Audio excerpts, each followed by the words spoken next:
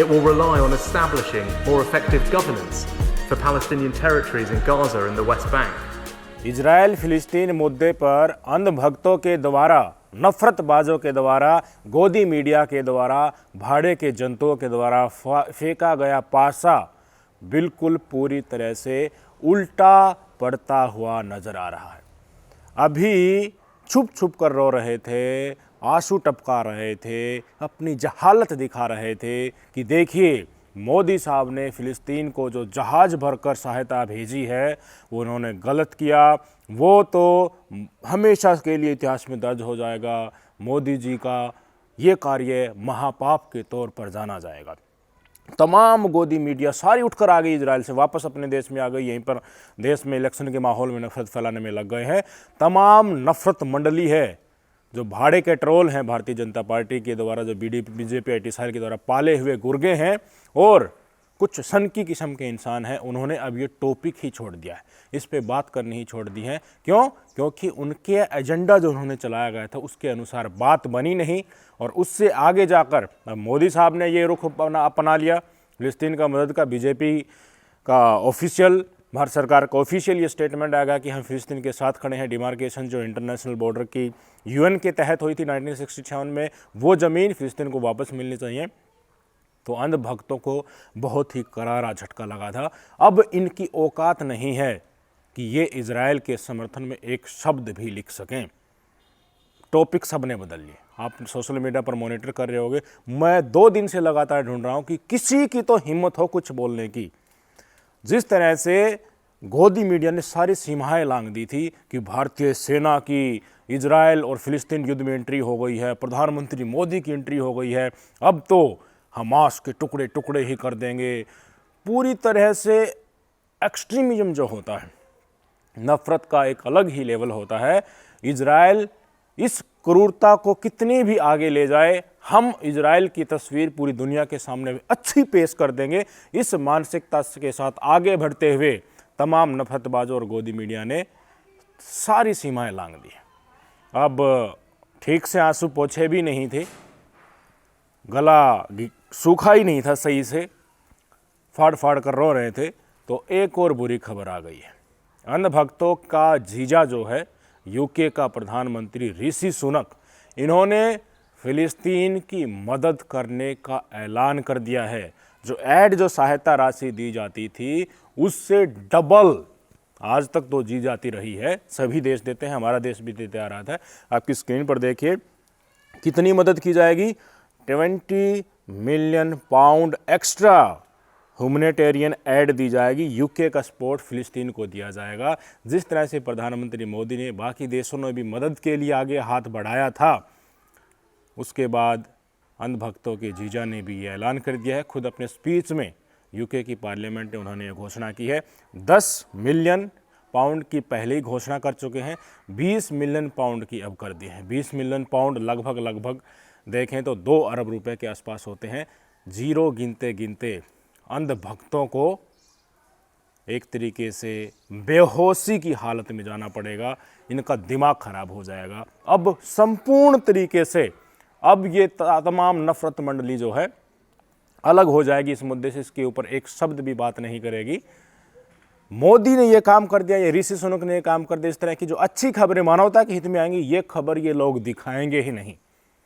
और जो जिस तरह से इजराइल के अंदर ही, बाकी देश और दुनिया को तो छोड़िए, इजराइल के अंदर ही लोग सड़कों पर उतर आए हैं। आपकी स्क्रीन पर तस्वीरें देखिए, बड़ी संख्या में डिमांड कर रहे हैं कि हमास ने जिन इजरायली लोगों को बंधक बना रखा है उनको छोड़ दीजिए, बदले में हम आपको नेतन्याहू दे देंगे, नेतन्याहू को यहाँ से ले जाइए।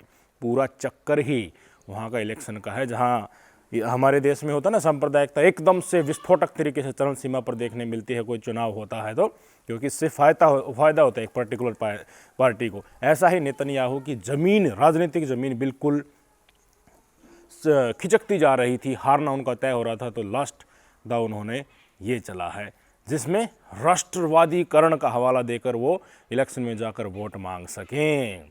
हमारे देश में भी तो इस्तेमाल हुआ था इसी तरह की चीज़ें। सेना के नाम पर वोट मांगी नहीं गई थी क्या? उस समय आप तो इतनी चौड़ी छाती कर रहे थे कि यही तो आदमी है जो सेना के लिए असल आत्म बल उनमें भरकर हमारे देश की रक्षा करेगा। और असल हकीकत क्या है, चाइना बॉर्डर पर क्या हो रहा है, आप सबको अच्छी तरीके से पता होगा। पुलवामा का इंसिडेंट किस तरह से यूज़ किया गया। पर टॉपिक हमारा है ह्यूमैनिटेरियन एड, मानवीय सहायता।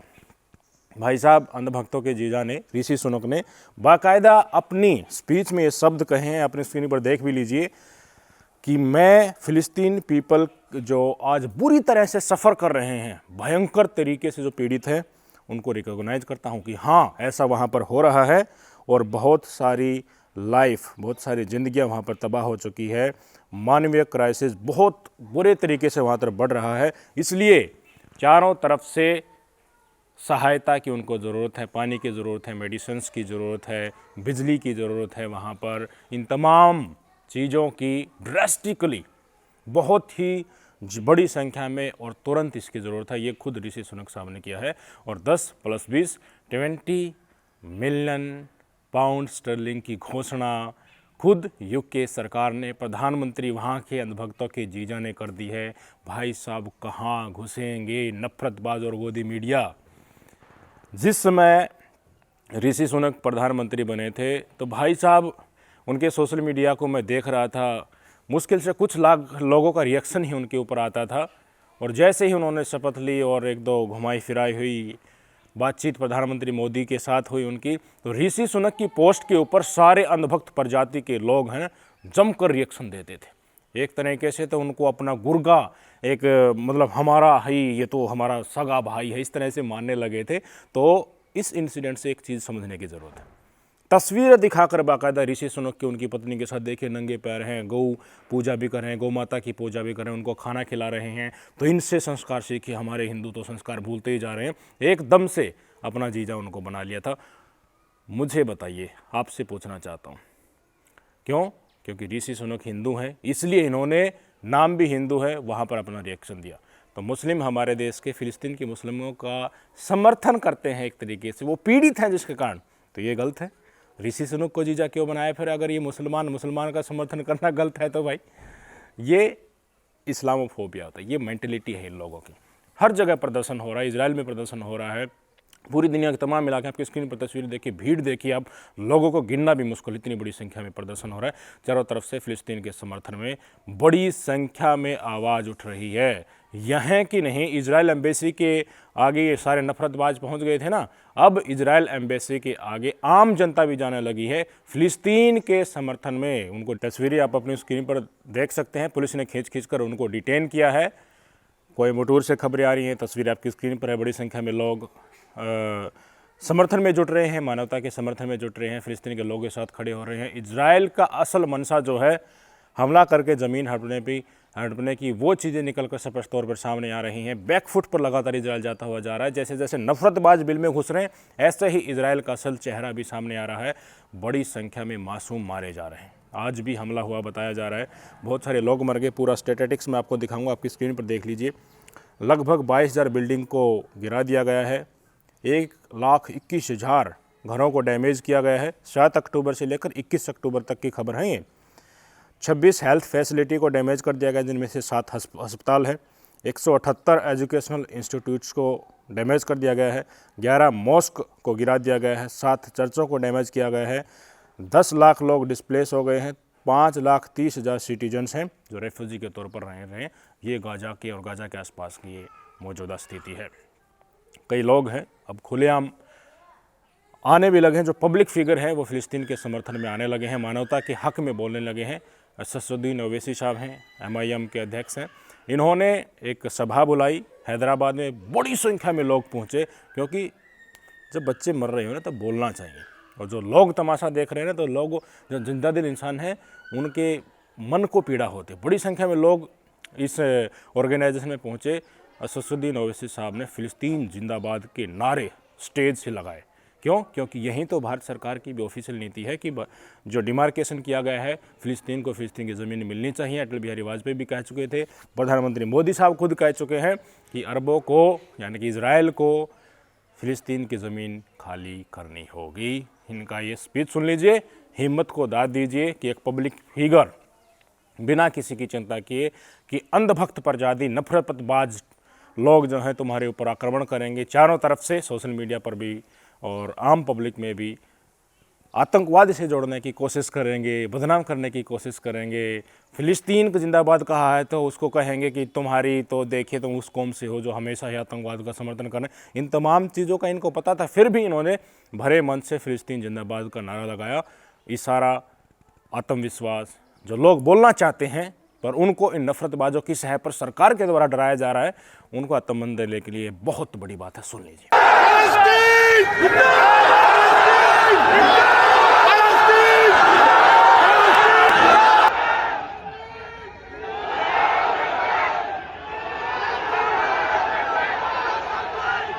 ये है वर्तमान की स्थिति।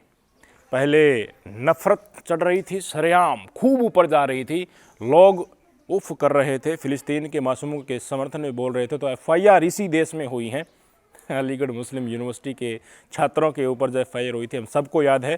कांग्रेस ने फ़िलिस्तीन का समर्थन किया तो टूट पड़ा था पूरा का पूरा गोदी मीडिया और ये नफरतबाज लोग कि देखिए ये तो पता ही था कि कांग्रेस हमेशा से आतंकवादियों और देशद्रोहियों के साथ तो रहती है। अब देखिए उन्होंने इसका समर्थन कर दिया। आपके स्क्रीन पर ट्वीट देखिए कि देखिए आज ये फ़िलिस्तीन का समर्थन कर रहे हैं, कल को ये पाकिस्तान का भी करेंगे। ये भाई साहब भारतीय जनता पार्टी का दलाल है, बग्गा है। कभी भी इनके सोशल मीडिया का हैंडल को देख लेना। ये जो समाज से आवाज़ उठ रही हैं, भाजपा की सांप्रदायिकता के अनुकूल है, वैसा ही नफरत भरा माहौल परोसता रहता है। अब ये कहेगा फ़िलिस्तीन का समर्थन, प्रधानमंत्री मोदी ने कह दिया कि ये मोदी साहब भी आगे आने वाले समय में पाकिस्तान का समर्थन करेंगे। है औकात? थप्पड़ लगेंगे, खींच खींच के लौटा देंगे इनको लंबा। एक दलाल की क्या औकात होती है इस इंसिडेंट में अच्छी तरह से पता चल गया। भाई पैसे भी खाओगे और इज्जत भी तुम करवाओगे और एक नैरेटिव के हिसाब से भी हमेशा चलते रहोगे। ये काम दलालों का नहीं होता, ये इंसान जो जिंदा दिल है उनका होता है। ये तमाम नफरतबाज लोग हैं, दलाल हैं, इसलिए इनको जहाँ पर भी घुमाना होता है उसी तरीके से घुमाया जाता है। इनका कोई पर्टिकुलर अपना कोई स्टैंड नहीं होता, भाड़े के जंतु हैं। एक बार ढोल इधर बजवाना है तो इधर बजवा देंगे, यहाँ पैसा मिल रहा है तो इस तरफ ढोल बजवाना तो यहाँ बजवा देंगे। इनकी कोई इज्जत है नहीं है, ना ही इनकी समाज इज्जत करता है। इतिहास में ये कूड़ेदान के डिब्बे में फेंक दिए जाते हैं, कहीं इनका नाम नहीं आता है। सड़ रहे होते हैं या अपने ही मैं में नफरत में और ऐसे ही ख़त्म हो जाते हैं। हमेशा से समाज अमन और चैन की तरफ बढ़ता है, नफरत और असत्य हमेशा से पराजित होते रहे। यही इस मुद्दे पर भी होने वाला है। फ़िलिस्तीन और इजराइल वाले मामले में सारे लोग मदद कर रहे हैं, इजराइल का चेहरा बेनकाब हो रहा है। स्थिति आगे आने वाले समय में स्पष्ट तौर पर देखने को आपको मिल जाएंगी। आपकी राय कमेंट बॉक्स में डालना। नमस्कार।